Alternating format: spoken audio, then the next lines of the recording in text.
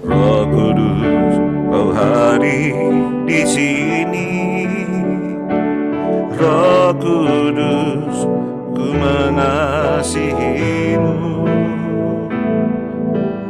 Kau lembut, kau manis, kaulah penghiburku, penolongku, diutus Bapakku. Ya Roh Kudus, Roh Kudus, kau hadir di sini. Roh Kudus, kau mengasihiku. Kau lembut, kau manis, kaulah penghiburku, penolongku, diutus Bapakku. Ku buka hati untuk Roh-Mu Tuhan.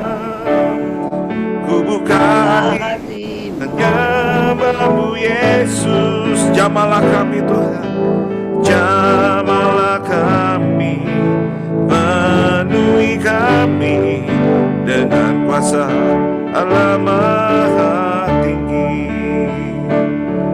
Kami tahu Engkau Roh Kudus hadir di tengah-tengah kami ya Tuhan.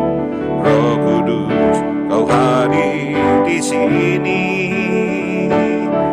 Roh Kudus, ku mengasihimu. Kau lembut, kau manis, kaulah penghiburku, penolongku, diutus Bapakku. Ku buka hati untuk Roh-Mu Tuhan. Ku buka hati menyembah-Mu Yesus. Jamah setiap kami Tuhan, jamahlah kami, penuhi kami dengan kuasa Allah Maha Tinggi. Ku buka hati untuk Roh-Mu Tuhan. Ku buka hati menyembah-Mu Yesus.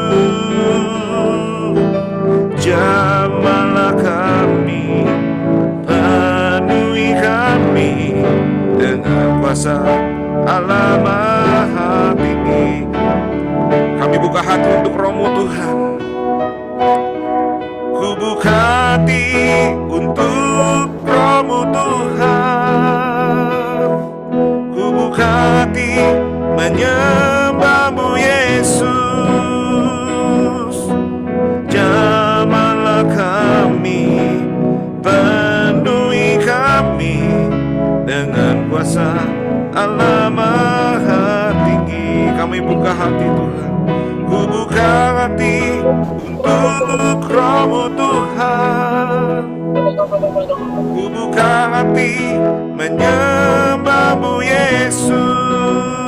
Jamah kami Tuhan, jamahlah kami, penuhi kami dengan kuasa Allah Maha Tinggi. Jamah kami Tuhan, jamahlah kami, penuhi kami dengan kuasa Allah Maha Tinggi. Jamah kami Tuhan, jamahlah kami, penuhi kami dengan kuasa Allah Maha Tinggi. Haleluya. Kami persilakan kepada saudara Abraham Ahmad. Tuhan, silakan. Baik. Terima kasih Bu Eri. Sebelumnya mari kita bersatu dalam doa, Bapak Ibu. Terima kasih Bapa dalam surga, terima kasih ya Tuhan Yesus, terima kasih ya Roh Kudus, Tritunggal yang kami kasihi, Tuhan yang kami cintai, Tuhan yang sudah mati untuk kami, Tuhan yang terlampau baik untuk kami ya Tuhan. Kami mengucap syukur pada pagi hari ini kami dapat berkumpul kembali ya Tuhan di ruang Zoom ini. Itu semuanya karena kasih karunia-Mu, kami masih dapat bernafas, kami masih dapat hidup, memiliki tubuh yang sehat, itu semuanya karena kasih karunia daripada Engkau. Terima kasih ya Tuhan. Sekarang kami akan mendengarkan sebagian dari sharing firman-Mu. Biarlah apa yang hamba-Mu ini sharingkan hanya berasal daripada Engkau ya Tuhan. Pakai lidah bibir hamba-Mu ini. Makasih di dalam nama Tuhan Yesus. Haleluya. Amin. Shalom Bapak Ibu semua. Terima kasih untuk kesempatan yang sudah diberikan kepada saya. Mohon maaf ya, saya pagi-pagi harus sudah berada di tempat lain, jadi saya tidak sharing dari rumah. Nah, saya juga mengucapkan terima kasih nih Keisha membantu saya untuk men-sharingkan slide saya. Ya, ini topik yang diberikan kepada kelompok kami yang dipercayakan, yaitu menanti Roh Kudus. Untuk Bapak Ibu yang belum mengenal saya, nama saya Abraham Albert Nugraha. Shalom, salam kenal ya Bapak Ibu. Bisa minta tolong next. Baik, ini yang menjadi pertanyaan, kenapa harus menantikan Roh Kudus? Nah, saya mau bantu sharing apa yang saya dapat dari yang saya baca di Alkitab ya Bapak Ibu. Tapi saya mau menerangkan terlebih dahulu di awal, sharing yang akan saya berikan ini akan fokus pada dua hal, yaitu fokus yang pertama pada menantikannya, kenapa harus menanti. Yang kedua fokusnya kenapa kok menanti harus Roh Kudus gitu. Yang dinanti kenapa harus Roh Kudus, bukan menanti yang lain begitu. Next. Baik, ayat yang pertama dari Galatia 5 ayat 16, maksudku ialah hiduplah oleh roh, maka kamu tidak akan menuruti keinginan daging. Di Galatia 5 ini sedang membahas buah roh. Jadi saat kita hidup oleh roh atau kita hidup karena Roh Kudus, pada akhirnya kita bisa, akhirnya yang saya sudah pernah sharingkan ya, buah roh itu tidak bisa kita kerjakan sendiri, tetapi harus berasal dari Roh Kudus. Next. Lalu ini sejalan dengan Matius 7 ayat 19, dan setiap pohon yang tidak menghasilkan buah yang baik pasti ditebang dan dibuang ke dalam api. Nah, saya akan menjelaskan korelasi dari dua ayat ini. Next. Nah, ini mungkin ada istilah-istilah yang Bapak Ibu pernah dengar. Ada istilah de jure sama de facto. Apa hubungannya sih, Abraham? Gitu kan pasti bertanya. Jadi kata de jure itu berasal dari kata jurisdiction atau secara hukumnya. Jadi saat Tuhan Yesus mati di atas kayu salib, secara hukum kita itu sah, sudah dikuduskan. Jadi Bapak Ibu, saat Tuhan Yesus mati di atas kayu salib, utang kita kepada dosa, utang kita karena dosa, utang kita kepada si iblis, itu dibayar secara lunas. Kita sudah disucikan.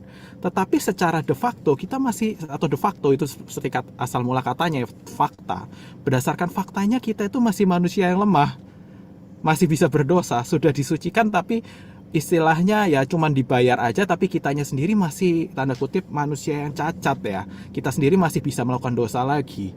Nah, inilah peranan Roh Kudus, di mana Roh Kudus ini akan mengubah yang tadi asalnya kita disucikan memang lalu menjadi manusia yang benar-benar memang bisa hidup kudus. Roh Kudus yang memberikan buah-buah roh itu, Roh Kudus yang memampukan untuk kita hidup kudus, Roh Kudus yang memampukan kita untuk memperkerjakan keselamatan kita. Seperti ayat yang saya kutip sebelumnya, kalau sudah dikuduskan oleh Tuhan di atas kayu salib secara jujur, secara hukumnya memang sudah dikuduskan, tetapi pada akhirnya tetap kompromi, tetap tidak berbuat, tidak hidup kudus, keselamatan itu tidak akan menjadi fakta. Kekudusan kita tidak akan menjadi fakta.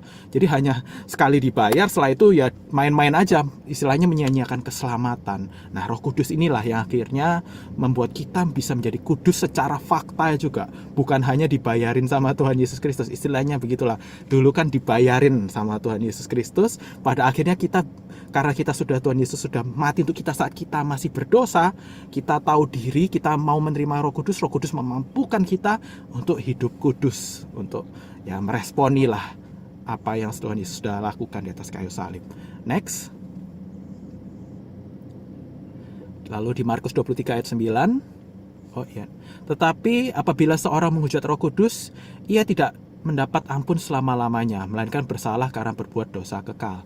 Next. Lukas 12 ayat 10. Setiap orang yang mengatakan sesuatu melawan anak manusia, ia akan diampuni. Tetapi barang siapa menghujat Roh Kudus, ia tidak akan diampuni. Aduh, ayatnya serem banget ya dua-duanya. Saya jelaskan habis ini. Next. Nah, jadi kenapa Tuhan, jadi ini sekarang fokusnya pada poin kedua ini saya mau fokuskan kenapa kita harus menantinya. Jadi kenapa kok nggak saat Tuhan Yesus naik ke surga, langsung aja tuh Tuhan Yesus kayak estafet, Tuhan Yesus naik, Roh Kudus turun nih, dioperin tugasnya gitu. Nah, jadi berdasarkan ayat yang tadi saya baca, Tuhan itu mau kita, Tuhan itu mau melihat hati setiap kita.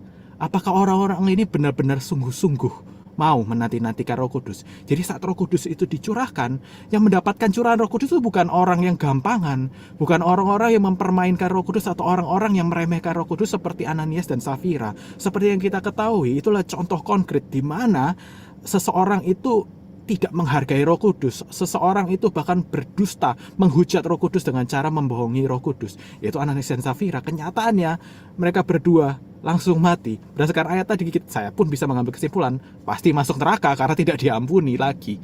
Itulah. Jadi saat seperti yang saya pribadi, pengalaman pribadi, sesuatu yang mudah didapat seringkali kita sulit menghargainya. Tetapi saat kita menanti-nantikan pada akhirnya dapat, ini kan kayak orang menggali begitu, menggali, wah ketemu bongkahan emas, sudah berbulan-bulan menggali, ketemu bongkahan emas, ketemu bongkahan berlian, seperti itu, supaya kita bisa menghargai Roh Kudus dan supaya Tuhan bisa memilah kita. Dan seorang yang mendapatkan Roh Kudus memang orang-orang yang layak, atau bukan orang yang layak ya, orang yang memang sungguh-sungguh mau menerima Roh Kudus. Next. Di Kisah Para Rasul 1 ayat 8, saya bacakan ayat-ayat. Kita akan banyak baca ayat-ayat ya Bapak Ibu. Tetapi kamu akan menerima kuasa kalau Roh Kudus turun ke atas kamu. Dan kamu akan menjadi saksiku di Yerusalem dan di seluruh Yudea dan Samaria dan sampai ke ujung bumi. Ini lagi, saya akan ngomongin de jure de facto di sini. Secara jurisdiction, kita ini diangkat anak, dan Tuhan Yesus sudah, saya ulangi dari awal. Jadi Tuhan Yesus itu secara hukum sudah mati atas kayu salib, menebus dan mengambil kuasa itu dari si jahat. Jadi secara hukum kita pun diangkat menjadi anak. Kita anaknya orang paling berkuasa di alam semesta ini, gitu. Tetapi apakah secara fakta kita sudah berkuasa? Nah, kita lihat ayat selanjutnya. Next. Ini adalah contoh orang-orang yang di ayat ini saya akan menceritakan, membacakan di ayat ini adalah orang-orang yang belum menerima Roh Kudus dan tidak menerima kuasa. Juga beberapa tukang jampi Yahudi yang berjalan keliling di negeri itu mencoba menyebut nama Tuhan Yesus atas mereka yang kerasukan roh jahat dengan berseru katanya, "Aku menyumpahi kamu demi nama Yesus yang diberitakan oleh Paulus." Ini nama Tuhan Yesus memang nama yang berkuasa, tetapi orang-orang ini apakah orang-orang yang berkuasa?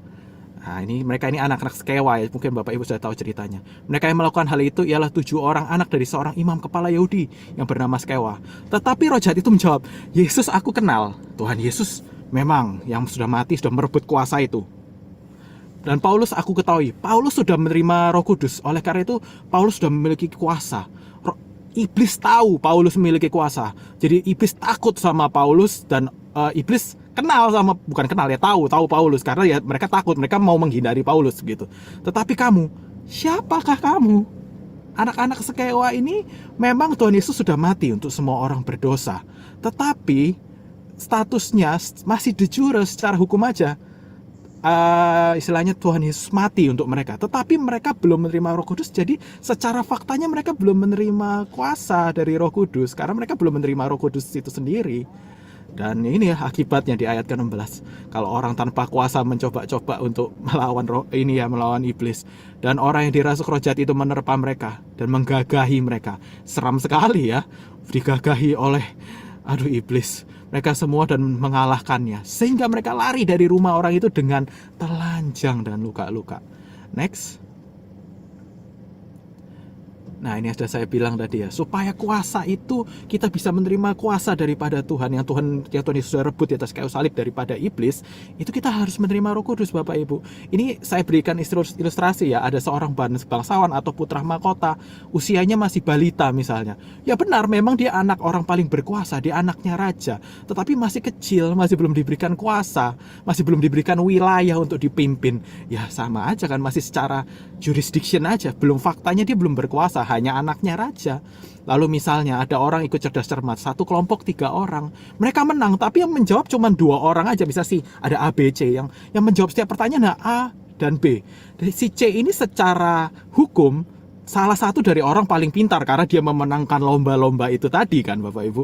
Tetapi setelah ditanya-tanya ternyata si C ini cuma numpang menang. Jadi untuk memenuhi kuota aja. Secara faktanya dia bukan orang yang paling cerdas.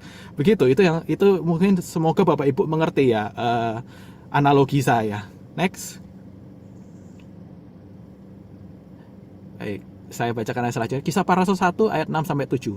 Maka bertanyalah mereka yang berkumpul di situ. Tuhan, maukah engkau pada masa ini memulihkan kerajaan bagi Israel? Ini mindsetnya murid-murid Tuhan Yesus masih mikirkan untuk kerajaan dunia, fisik yang fana. Di ayat 7-nya jawabnya, engkau tidak perlu mengetahui masa dan waktu yang ditetapkan Bapa sendiri menurut kuasanya. Next, kita tolong. Jadi, kenapa kok harus menunggu? Karena kita harus ikutin mindsetnya Tuhan, rencananya Tuhan, waktunya Tuhan itu yang terbaik, Bapak Ibu. Kita Tuhan Yesus itu udah mati untuk kita, ya nurut aja, apa susahnya? Tuhan Yesus tuh mati untuk kita saat kita masih berdosa, bukan saat kita baik loh. Apa susahnya nurut aja begitu? Dan rencana Tuhan itu rencana yang terbaik. Kenapa kok? Pertanyaannya kan pasti, kenapa gak langsung turun aja biar gak usah nunggu-nunggu, biar lebih enak? Ya itu rencananya Tuhan, itu yang terbaik. Kenapa 10 hari baru turun Roh Kudus? Ya itu rencananya Tuhan, itu yang terbaik. Itu kairosnya Tuhan, itu yang terbaik. Mungkin ada yang bertanya-tanya, kenapa sampai saat ini aku belum ini, aku belum itu, belum ketemu jodoh, belum punya anak, belum ini? Karena semuanya itu waktunya Tuhan. Begitupun pencurahan Roh Kudus, itu semua adalah waktu yang terbaik dan rencananya Tuhan lah yang terbaik. Next.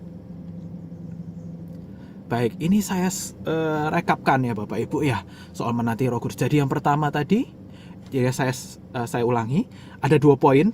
Kenapa harus Roh Kudusnya dan kenapa harus menantinya? Kenapa harus Roh Kudus? Karena Roh Kudus yang memampukan kita, yang mengubah secara hukum. Tuhan Yesus menguduskan kita secara hukum, kita kudus, menjadi kita memang benar-benar kudus, mampu hidup kudus, mampu hidup berkuasa, mampu melakukan mujizat, mampu memperkatakan firman, mampu memperkatakan kuasa di mulut kita. Itulah Roh Kudus saat masuk ke kita, Roh Kudus itu hadir ke kita, kuasa itu diberikan kepada kita. Begitu. Dan bahkan kita mampu hidup kudus tadi juga berbuah. Yang kedua, kenapa harus menantinya? Supaya kita bisa menghargai Roh Kudus, Bapak Ibu. Supaya Roh Kudus yang begitu dihargai oleh Tuhan, dihargai oleh Allah Bapa, dihargai oleh Allah Anak. Kita harus juga bisa menghargai supaya kita menanti-nantikan, kita craving lah bukan craving menanti-nantikan, merindukan gitu. Lalu selanjutnya, karena mindset, rencana dan waktu itu dari Tuhan, itulah yang terbaik. Next. Saya percaya kita semua mau menjadi pelaku firman. Jadi saya selalu mencari praktisnya. Bagaimana cara menunggu Roh Kudus? Bagaimana cara menantikan Roh Kudus? Di Lukas 24 ayat 52-53, mereka sujud menyembah kepadanya. Lalu mereka pulang ke Yerusalem dengan sangat bersukacita. Mereka senantiasa berada dalam bait Allah dan memuliakan Allah. Selanjutnya, bacakan lagi ayat-ayatnya, ayat rujukannya. Kisah Para Rasul 1 ayat 14. Mereka semua bertekun dengan sehati dalam doa bersama-sama dengan beberapa perempuan serta Maria, ibu Yesus dengan saudara-saudara Yesus. Next. Di Kisah Para Rasul 2 ayat 1. Ketika tiba hari Pentakosta, semua orang percaya berkumpul di satu tempat. Saya rekap lagi. Next. Nah, ini cara menantikan Roh Kudus. 1. Menyembah, memuji, dan memuliakan senantiasa. 2. Bertekun dalam berdoa. 3. Berkumpul, yaitu persekutuan doa, menara doa. Tiga-tiganya ini kita lakukan di mana contohnya Bapak Ibu? Ya betul, di morning prayer kita pagi ini. Ya jadi Bapak Ibu rajin-rajin terus ya, ikut morning prayer, ikut saat teduh, menara doa, terus memuji meninggikan Tuhan, berdoa, jangan jemu-jemu Bapak Ibu. Di sini saya ambil ilustrasi anjing karena saya terinspirasi oleh anjing saya. Kenapa kok saya bisa terinspirasi dengan anjing saya? Wah, maksudnya bukan menyamakan Roh Kudus dengan anjing atau kita pun dengan anjing, tapi saya melihat antusiasme, kerinduan. Setiap kali saya pulang tuh, anjing saya itu sudah bareng saya 1 tahun lebih, usianya 1 tahun lebih. Tetapi setiap kali saya pulang, dia antusias. Saya lihat tuh kalau saya ngintip dari jendela, dia ngeliatin dari jendela, menunggu. Tapi saat saya sudah datang, wah, antusias sekali dia. Dia senang sekali ekornya goyang-goyang begitu. Mungkin kita kalau menantikan Roh Kudus harus seperti itu ya. Menanti nih, mana ya Roh Kudus, mana ya, aku mau merasakan Roh Kudus. Aku ingin hadiratnya. Saat sudah merasakan hadiratnya, kita bersuka cita mengucap syukur, Tuhan terima kasih. Wow, keren, aku suka. Aku senang hadirat Roh Kudus. Aku senang urapan Roh Kudus. Aku senang pencurahan Roh Kudus. Begitu Bapak Ibu.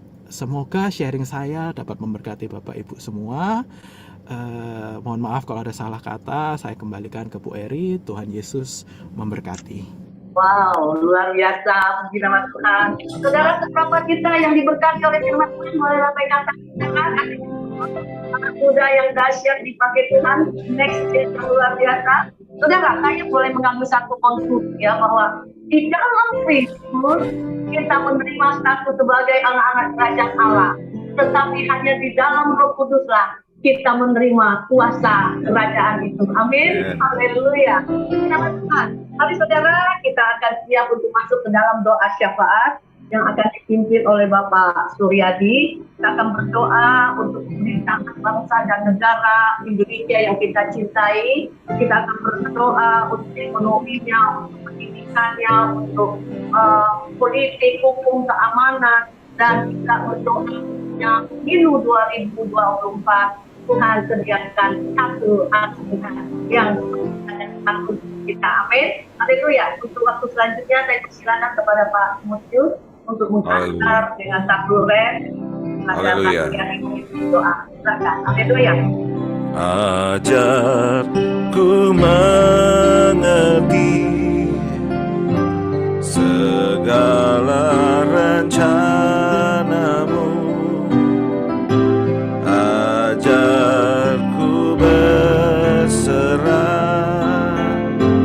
hanya padamu, pimpinlah jalanku dalam terang firman-Mu, ajarku berharap hanya padamu. Bapakku, ajar segala rancangan-Mu, Tuhanku, heran perbuatan-Mu.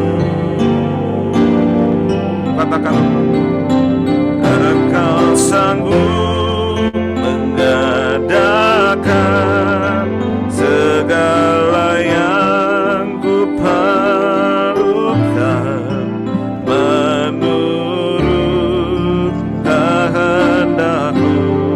Terjadilah. Bapakku ajar, Bapakku ajar segala rancangan-Mu, Tuhanku, heran perbuatan-Mu. Engkau sanggup mengadakan segala yang ku perlukan menurut kehendak-Mu. Terjadilah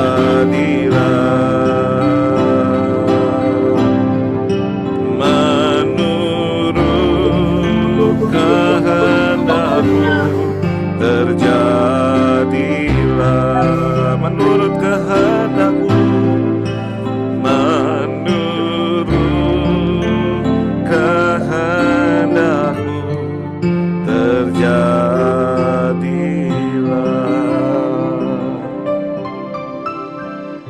Silakan Pak Suryadi. Haleluya. Terima kasih Bu Eri. Haleluya, haleluya. Tuhan Yesus, Bapa di surga, tak henti-hentinya kami mengucap syukur di pagi hari yang indah ini. Berkat pemeliharaan-Mu yang luar biasa, kami dapat berkumpul dan bersatu hati dalam tali kasih-Mu melalui Zoom ini. Kami berdoa untuk negeri kami Indonesia, negeri yang kami cintai. Dengan iman, kami percaya mata Tuhan sedang tertuju terhadap negeri kami Indonesia. Berkati negeri kami berlimpah-limpah hasil bumi dan kekayaan alamnya. Berkati juga rakyat Indonesia dari Sabang sampai Merauke, dari Miangas sampai Pulau Rote. Berkati pemerintahan negeri kami saat ini. Dari Presiden Pak Jokowi, Wakil Presiden Bapak Maruf Amin, menteri-menteri sampai ke tingkat jajaran pemerintah sampai kelurahan RT dan RW. Beri kami semua Tuhan, sehingga apapun dapat keputusan dan keputusan yang mereka buat adalah kehendak daripada-Mu. Untuk pemilu tahun 2024, untuk pemilihan presiden dan wakil presiden, kami percaya Engkau yang beracara, Engkau turunkan malaikat-malaikat-Mu untuk menjaga negeri kami pada pemilu 2024. Bukan negeri kami dari kekacauan dan kerusuhan. Kami juga berdoa Tuhan untuk krisis ekonomi global saat ini, Tuhan. Kami datang kepadamu, kami berseru dan mohon campur tangan-Mu atas hikmat, kebijakan dan bimbingan-Mu bagi pemerintahan Presiden Jokowi dan jajarannya, serta pemerintahan lain untuk mengatasi krisis. Kami percaya dengan iman, Engkau mendengar doa-doa dan keluhan kami ini. Berdoa Tuhan untuk pendidikan di negeri kami Indonesia, berkati guru-guru di seluruh Indonesia, mulai di kota-kota, di desa-desa sampai daerah-daerah terpencil. Hikmat, marifat dari-Mu agar mereka dapat mengajar kepada setiap murid-muridnya dengan baik dan benar, sehingga tercipta manusia yang bertanggung. Berkati juga semua siswa-siswanya Tuhan, dari segala godaan dan godaan dari si jahat. Terima kasih Tuhan Yesus. Terima kasih Bapak, terima kasih Roh Kudus. Haleluya. Amin. Amin. Haleluya. Di nama Tuhan, sekarang kita selanjutnya akan mendengarkan saksian yang sangat akan memberkati kita oleh Ibu Indra. Tapi sebelumnya, silakan Pak. Haleluya. Hadirat-Mu memenuhiku, hadirat kudus-Mu penuhi bait-Mu, dan ku tersungkur menyembah-Mu. Yang ku nampak hanya kemuliaan-Mu. Hadirat-Mu memenuhiku, hadirat kudus-Mu penuhi bait-Mu, dan ku tersungkur menyembah-Mu. Yang ku nampak hanya kemuliaan-Mu. Terima kasih buat hadirat-Mu yang memenuhi kami Tuhan. Hadirat-Mu memenuhiku, hadirat kudus-Mu penuhi bait-Mu, dan ku tersungkur menyembah-Mu. Yang ku nampak hanya kemuliaan-Mu. Hadirat-Mu memenuhiku, hadirat kudus-Mu penuhi bait-Mu, dan ku tersungkur menyembah-Mu. Yang ku nampak hanya kemuliaan-Mu. Yang ku nampak hanya kemuliaan-Mu. Yang ku nampak hanya kemuliaan-Mu. Haleluya. Silakan Ibu Indra. Tuhan. Shalom semuanya, shalom Bapak Ibu yang terkasih dalam Kristus Yesus. Shalom. Terima kasih untuk waktunya yang diberikan buat saya untuk bersaksi di pagi hari ini. Dengan tema kita yaitu menanti-nanti. Kenapa kita harus menanti-nantikan? Gitu. Dalam penantian itu pasti dibutuhkan adanya suatu kesabaran, ketaatan. Jujur, sejak saya menjadi single mom, ada banyak hal yang dapat saya dapatkan, terutama mengenai tema yang tadi kita dengarkan, jabarkan dari Saudara Bram, kenapa kita harus menanti-nanti, dalam kurung artinya kita menantikan Roh Kudus. Bagaimana cara Tuhan mengajarkan saya untuk lebih dapat fokus pada kehendak Tuhan dan maunya Tuhan dengan cara kita lebih dapat bersabar, taat, dan dengar-dengaran. Kata menanti-nantikan lebih spesifik, yaitu merancangkan dalam hati atau menerima Roh Kudus sehingga kita dapat mengetahui segala sesuatu yang hendaknya kita lakukan atau menunggu kedatangan orang atau sesuatu yang akan datang. Di sini dikatakan menanti adalah sebuah kegiatan yang memerlukan waktu yang tidak singkat, bahkan membutuhkan waktu yang lama untuk kita dapat mendapatkan sesuatu yang dijanjikan. Di sini saya dapat dalam Yesaya 40 ayat 31, di sini dikatakan, tetapi orang yang menanti-nantikan Tuhan mendapatkan kekuatan baru. Mereka seumpama Raja Wali yang naik terbang dengan kekuatan sayapnya. Mereka berlari dan tidak menjadi lesu. Mereka berjalan dan tidak menjadi lelah. Dalam hal ini sebenarnya Tuhan berkehendak pada kita, terutama pada saya ya, untuk dapat lebih fokus. Kita harus punya hati yang sungguh-sungguh merindukan, yang sungguh-sungguh mempunyai rasa haus dan lapar dalam menanti-nantikan Roh Kudus. Dalam pencurahan Roh Kudus diingatkan pada saya, sebenarnya Tuhan itu Maha Kuasa. Bisa saja Tuhan langsung memberikan Roh Kudus itu langsung dicurahkan. Tapi di sini Tuhan mau melihat sikap hati kita pada saat Tuhan mencurahkan Roh Kudus. Apakah kita bisa jaga hati? Apakah kita mempunyai hati yang benar-benar rindu, mempunyai hati yang benar-benar taat, mempunyai hati yang benar-benar dengar-dengaran. Itu yang dimaunya Tuhan, yang dimauin Tuhan buat kita semua.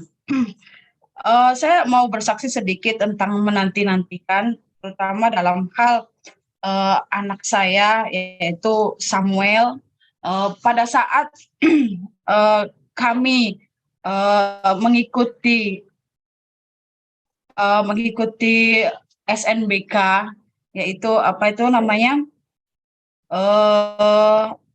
masuk perkuliahan lewat jalur prestasi. Di situ kita diajarkan oleh Tuhan bagaimana kita menanti-nantikan hasil daripada hasil daripada pengumuman itu. Di situ saya diajarkan untuk lebih sungguh-sungguh. Bagaimana caranya kita lebih sungguh-sungguh? Melalui doa kita lebih intens. Tidak hanya berdoa, tapi dengan berpuasa. Soalnya apa? Dari situ kita mempunyai pengharapan dalam Tuhan untuk kita dapat hasil yang sesuai dengan maunya kita, terlebih-lebih dengan maunya Tuhan gitu. Tetapi dalam kenyataan semuanya itu tetap dalam track-nya Tuhan.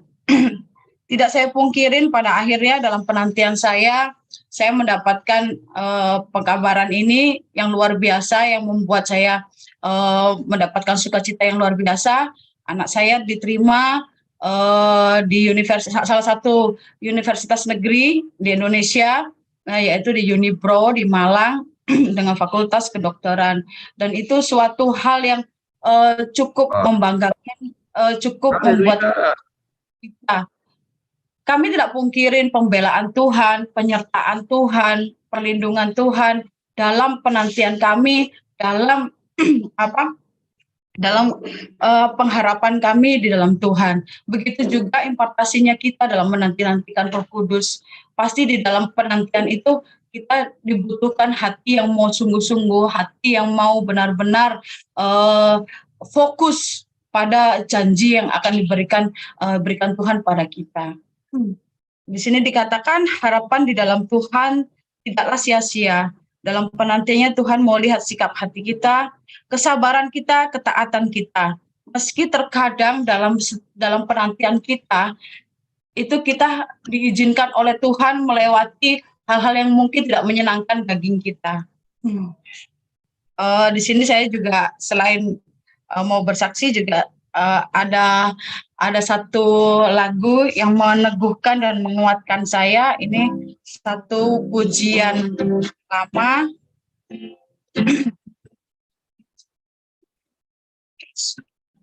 Terima kasih.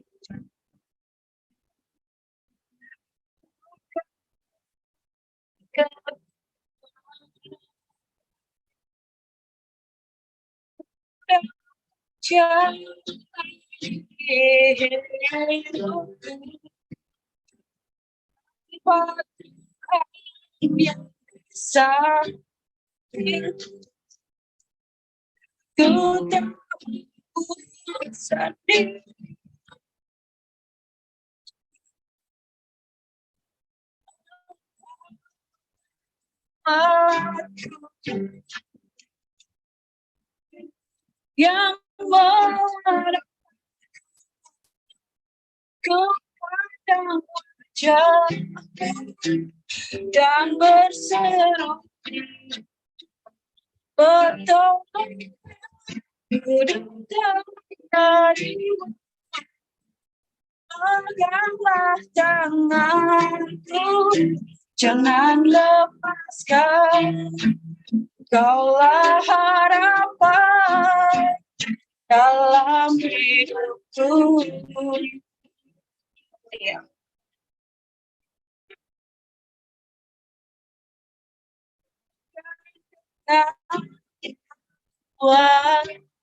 Dan sudah terjadi tanpa Tuhan yang bisa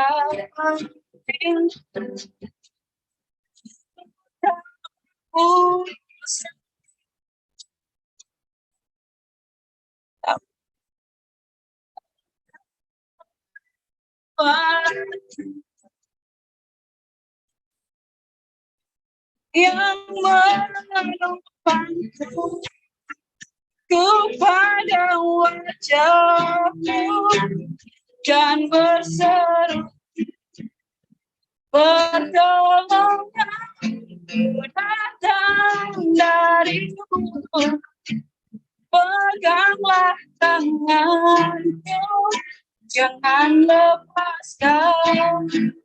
Kaulah harapan dalam hidupku, kaulah harapan dalam hidupku, kaulah harapan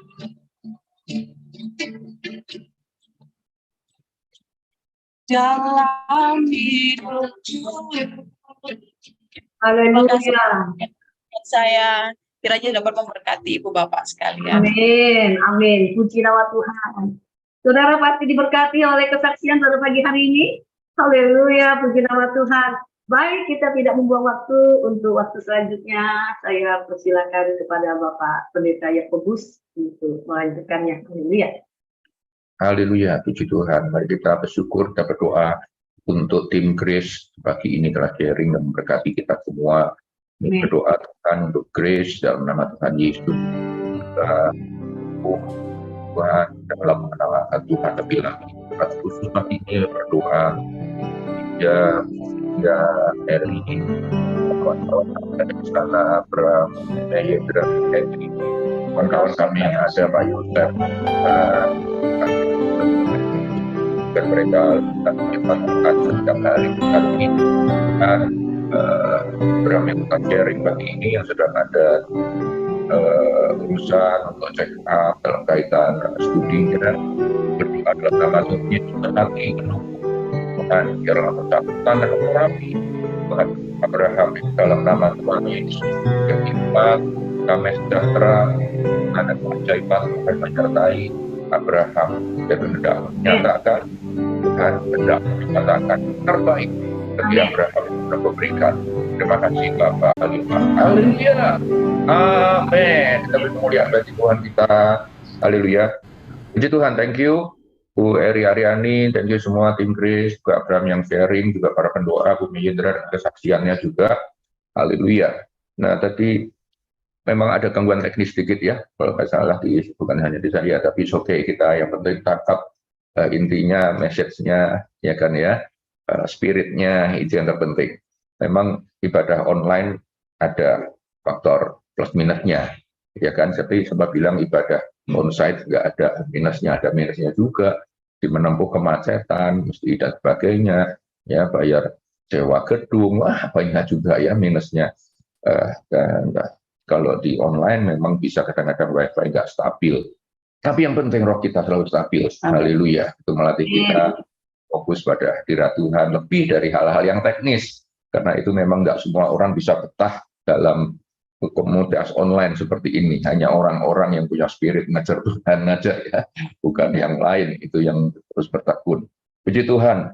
Nah, untuk sharingnya dulu tadi Abraham ya, memang kayaknya kalau orang terbina di dalam studi cukup intens itu kayak kedokteran yang sifatnya harus detail, sifatnya harus sistematik, itu biasanya kayak gitu ya. Saya bukan kedokteran tapi arsitektur dulu ya, juga gitu. Train untuk rapi mungkin, komplit mungkin gitu ya. Nah bagi ini kita juga dengar program sharing itu mulai dari kenapa sih mesti menanti-nanti? Kenapa sih yang dinanti-nanti mesti Roh Kudus?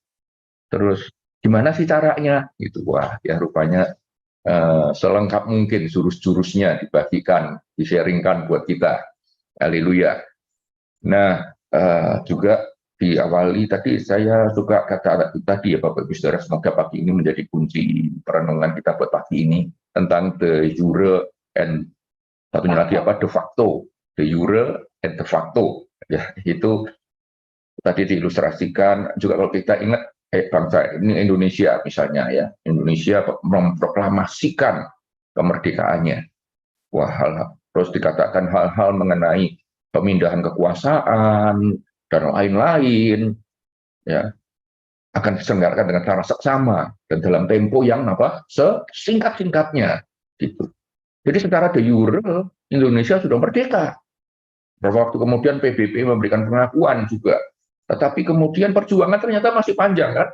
Banyak orang yang secara de jure menjadi warga negara bangsa yang merdeka, tetapi hidupnya dalam tanda kutip masih terjajah oleh ketidakpercayaan diri, minder karena ratusan tahun terjajah dan macam-macam, sehingga tidak maksimal di dalam menikmati kemerdekaan itu. Kenapa? Karena sekalipun secara de jure sudah dinyatakan merdeka, tetapi de facto belum menikmati kemerdekaan itu sebagaimana seharusnya. Tadi saya tuh ingat pernah nonton sekilas, saya sih suka nonton tapi nggak sering, nggak sampai ketagihan banget gitu ya, addicted nonton. Tapi puji Tuhan kalau pas nonton pas bagus dan sering dapat hikmahnya gitu di balik film hiburan lah fiktif gitu. Avengers gitu ya, produksi-produksi dari Marvel Studio bagus-bagus gitu, nggak selalu saya nonton, sering ketinggalan sama anak-anak muda sekarang, karena kalau saya nontonnya ketinggalan pasti pusing, kata Kesia, anak saya pasti pusing, ceritanya itu udah bersambungnya panjang banget. Tapi salah satunya yang saya ingat itu tentang tokoh yang namanya Thor, gitu ya, Thor, Thor. Itu disebut pahlawan yang pegang palu kemana-mana, palu besar. Thor itu kalau di film itu diperankan oleh siapa? Chris Hemsworth kalau nggak salah ya, betul ya, Bu Eri ya. Gue suka nonton dan juga ada kayaknya deh ya. Dan, pasti favorit sama Chris Hemsworth ya karena ganteng gitu ya. Nah, Chris Hemsworth ini atau Thor-nya ini, wah kemana-mana dikenal sebagai dewa palu, saudara. Dewa palu. So itu dia digambarkan pakai palu gede gitu, kemana-mana. Palu godam yang besar gitu. Dan dia bisa mengalahkan musuh-musuhnya memang. Tetapi suatu kali dia ketemu dengan musuh yang sangat besar. Ya, bahkan musuh itu seorang wanita. Dia terkalahkan babak belur dah pokoknya dah. Ya, dan matanya sempat terluka parah dan pokoknya nyaris mati. Tapi dalam kondisi itu, Bapak Ibu Saudara, digambarkan dia tuh kayak terngiang-ngiang akan nasihat dari bapaknya. Ya, bapaknya itu berkata gini, ngomong gitu ya, digambarkan gitu dan, hai Thor anakku, engkau kan sudah kukatakan, engkau itu bukan dewa palu. Thor itu adalah God of Thunder, dewa halilintar. Gitu. Destinimu tuh dewa halilintar, bukan dewa palu. Itu ceritanya. Lalu di tengah keadaan sudah terpojok itu Thor ingat itu dan lalu dia, oh iya ya, aku bukan dewa palu. Selama ini aku mengandalkan palu ini. Ternyata aku ini kan sebetulnya bapakku sudah ngomong aku ini God of Thunder. Lalu begitu dia ingat jati dirinya sebagai God of Thunder, the Euro dirinya adalah God of Thunder. Dia ingat itu dan dia berseru, aku adalah God of Thunder, Dewa Halilintar. Halilintar datang seperti Halilintar datang dan menyambar musuhnya. Lalu ceritanya dia menang. Sampai kapan Thor mulai menang? Bukan ketika dia mengandalkan palunya. Sejak kapan dia mulai menang? Sejak dia menyadari the Euro. Dia itu siapa? Haleluya, amin. Ya, kita ada di tempat ini menyadari status kita di hadapan Tuhan itu siapa. Amin. Dan fungsi daripada Roh Kudus itu memeteraikan itu. Istilah saya itu bukan istilah saya, istilah kita memberi kesaksian Roh di dalam diri kita. Amin. Itu kesaksian Roh penting itu. Karena kalau nggak itu nggak ada, itu maka Roh Kudus nggak perlu diberikan. Roh Kudus diberikan supaya di dalam kita, jadi saya ulangi, di dalam kita ada kesaksian Roh yang kuat. Amin. Waduh, itu dia. Itu kuat banget, Bapak Ibu Saudara. Dulu saya pernah kesaksian, saya udah lama kesaksian di morning prayer dulu awal-awal ya. Siapa saya, dulu kan kita awal-awal buka-bukaan ya sama masing-masing kita, siapa kita, background kita. Waduh, saya minderan, bubar, sudah ya kayak gitu. Tapi sampai Roh Kudus menjamah hidup saya. Amin. Ada sesuatu yang burn within me. Kesaksian Roh itu bilang. Amin. Engkau bukan kayak gini. Engkau bukan dewa palu. Dewa halilintar, gitu kira-kira. Amin. Haleluya, ada kesaksian Roh. Dan itu penting. Tanpa kesaksian Roh itu, kita akan terus menjadi intimidasi iblis. Saya ingat satu kesaksian nyata ya, maaf ini tim udah buru-buru antar anaknya ini, ya sebentar ya, saya persingkat waktu. Gini, sudah tahu rekan pelayanan nama Tuhan ya, namanya Pastor Samiton Anilah. Bisa diberkati di masa muda retret zaman masih tahun 80-an. Tapi kita tahu kesaksian hidupnya, Samiton pernah jatuh sangat dalam. Puji Tuhan, istrinya terus berdoa belasan tahun bahkan. Ya, bukan teman-teman pelayanan pun banyak yang meninggalkan beliau karena ini orang sudah tidak bisa dikasih tahu lagi. Begitu dalam. Tapi tahu nggak, setelah hari-hari ini kita Samiton dipulihkan Tuhan luar biasa, dan dalam kesaksiannya saya pernah dengar itu beliau ngomong gini, ya, dia ngalamin ya belasan tahun itu ada dalam dosa. Dia ngomong gini, emang enak. Saya itu meskipun kayaknya menikmati dan kutip ya kekotoran itu ya di wanita lain dan sebagainya, tapi kayak ada kesaksian Roh yang selalu ada di dalam dirinya. Kayak gini, ini kalimat yang bagus yang saya membekas di hati saya, itu dia ngomong gini, kayak ada suara Tuhan ketika dia di tempat yang tidak semestinya itu ya. Dan Di sini bukan tempatmu. Itu. Sam, ini bukan tempatmu. Itu terus. Itu kesaksian roh, Bapak Ibu Saudara. Dan itu yang akhirnya dia pilih balik kepada Ibu. Haleluya. Ketika ada kesaksian roh yang kuat, dengar kesaksian roh dan bukan yang lain, maka kita akan menikmati de jure dan de facto di dalam hidup kita. Sampai nanti, seperti kitab Wahyu katakan, kemenangan itu ya ada nyanyian kemenangan di kitab Wahyu, yaitu oleh darah anak domba dan oleh apa Bapak Saudara, kesaksian kita. Kesaksian bukan seperti kesaksian hanya seperti yang Ibu Mayendra ya, hidup yang ditolong Tuhan, disertai Tuhan. Oh puji Tuhan, Samuel masuk di Universitas Brawijaya ya, kedokteran. Haleluya. Tuhan Yesus baik, ini nambah dokter lagi di morning prayer. Puji Tuhan. Haleluya. Tapi juga kesaksian hidup kita, karakter kita. Dengan itu iblis dikalahkan. Kenapa? Murid-murid Yesus, rasul-rasul sampai martir pun mereka bisa lewati supaya menjadi kesaksian bahwa nyawa pun mereka berikan. Bukan hanya oleh darah anak domba, tapi oleh kesaksian mereka, iblis dikalahkan. Yang mau katakan amin. Yuk kita bahasa roh beberapa saat ya, kalau kita nyanyi pujian bagi Tuhan, kemenangan bagi Tuhan. Kami berdoa dalam nama mereka kesaksian anak-anak yang Tuhan. Kami bukan hanya de jure, tapi biar de facto kami menikmati status kami sebagai anak Allah.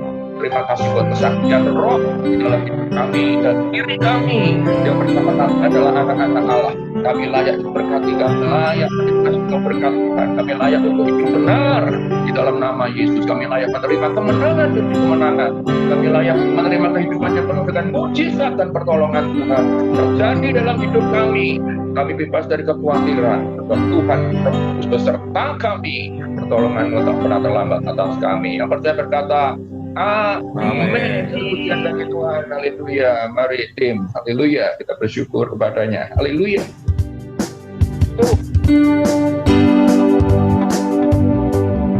Kita percaya Roh Kudus tercurah. Gerakan roh Allah di sini. Amin. Ya.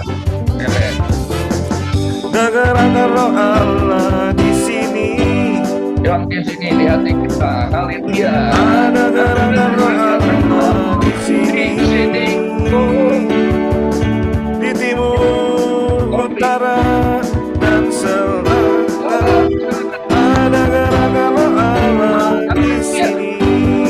Sekali katakan. Ada gerakan roh Allah di sini. Ada gerakan roh Allah di sini. Di hati, di jiwa, dalam roh, di hatiku. Ada gerakan roh Allah di sini. Terpujilah Tuhan. Terpujilah Tuhan. Terpujilah Tuhan. Terpujilah Tuhan yang datang dalam nama Yesus. Haleluya. Katakan sekali lagi. Ada gerakan roh Allah di sini. Haleluya. Ada gerakan roh Allah di sini. Di timur, di barat, utara, dan selatan. Ada gerakan roh Allah di sini. Ada gerakan roh Allah di sini. Ada gerakan roh Allah di sini. Haleluya. Terpuji-pujilah namamu Tuhan, Kau luar biasa. Haleluya. Kami Bapak bersyukur buat hari ini, hari-hari yang luar biasa. Kami boleh menanti-nantikan Roh Kudus lebih lagi berkarya dalam hidup kami, meteraikan kesaksian Roh yang kuat, makin kuat dalam hidup kami hari-hari ini, Tuhan. Berjalan dalam tuntunan. Terima kasih buat jawaban-jawaban doa. Terima kasih buat revival. Terima kasih buat kegerakan yang bangkit. Kami mulai melihat awan setelapak tangan, kebangkitan next gen terjadi. Mata kami boleh melihatnya dan bersyukur karena anak kami dipakai Tuhan di dalam nama Yesus seperti anak panah di tangan pahlawan. Terima kasih Bapak. kasih buat jawaban doa. Terima kasih buat kesembuhan Ruth Nehemia. Terima kasih Tuhan buat Pak Robertus kita disembuhkan Tuhan kemarin. Terima kasih Bapak. Engkau baik buat kami. Kami mengangkat tangan bagimu bersyukur Tuhan. Bapak kami, Engkau baik buat kami. Yesus Tuhan kasih-Mu melimpah. Roh Kudus kuat kuasa beserta kami. Kesaksian roh. Sampai Maranatha Yesus datang kembali. Kekal selamanya. Kami berkati dan berkata. Amin.